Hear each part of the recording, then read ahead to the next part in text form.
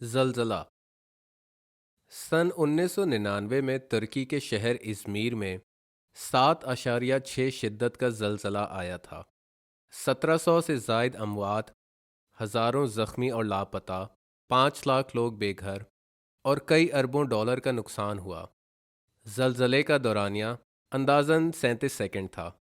بالاتفاق زلزلے کے وقت ازمیر کی ایک بحری فوج بیس پہ پارٹی چل رہی تھی۔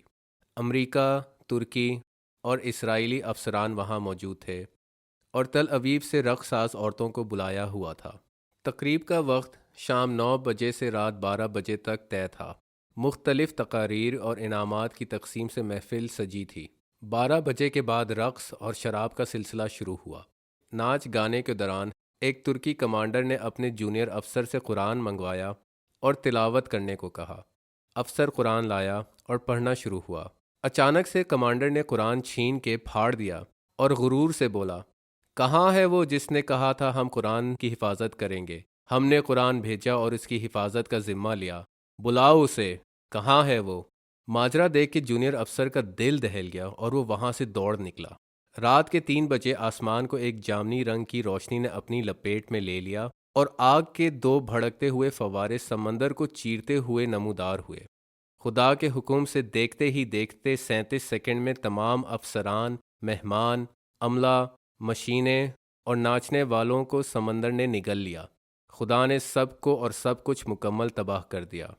اگلے دن ہنگامی عملے کو سمندر میں اتارا گیا۔ ترکی کمانڈر کا دفتر اور اس کے نام سے سجی تانبے کی پلیٹ وہاں پائی گئی۔ لاکھ کوششوں کے باوجود ایک بھی لاش سمندر سے نہ نکالی گئی۔ جونیئر افسر کے سوا کوئی بھی اس دن زندہ نہ بچا۔ زلزلے کے بعد لوگ بلا ناغہ 5 نمازوں کے لیے مسجد جانا شروع ہو گئے۔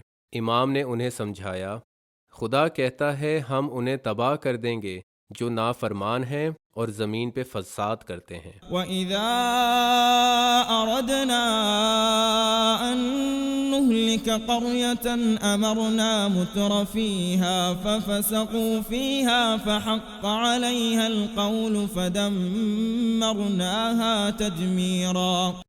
امام نے مزید کہا، یہ خدا کا دین ہے، وہ واحد سب کچھ پہ قادر ہے اور تا قیامت قادر رہے گا۔ ترکی کے لوگوں کو آج تک وہ دن اور وہ واقعہ یاد ہے اور نتیجتاً لوگوں میں دین کا رجحان بڑھ گیا۔ وَكَذَلِكَ أَخْذُ رَبِّكَ إِذَا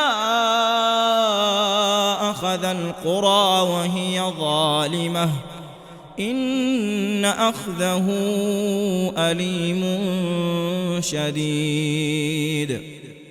إِنَّ فِي ذَلِكَ لَآيَةً لِمَنْ خَافَ عَذَابَ الْآخِرَةِ ذَلِكَ يَوْمٌ مَجْمُوعٌ لَهُ النَّاسُ وَذَلِكَ يَوْمٌ مَشْهُودٌ وَمَا نُؤَخِّرُهُ